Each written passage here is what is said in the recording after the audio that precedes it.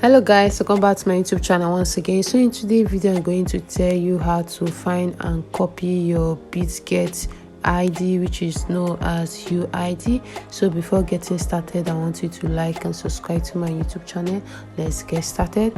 Over here is Bitget app. So what you have to do is for you to log into your app and make sure your app is updated and is also verified so you can be able to carry out transaction.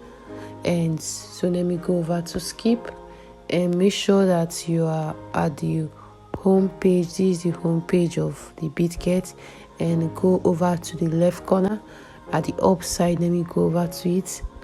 So this is where you'll be able to find your UID, and over here you're going to see UID at the up side, and you're going to see verify. For you to copy it, let me just go over to this arrow that is showing here, and this is your UID. And over here you can find your profile, security, notification, your username, your display name, and many more. And for you to copy it, you just have to go over here and tap it. Let me go over to tap it, and it says user ID copied. And guys, this is how you'll be able to copy your Bitget ID in a very simple way.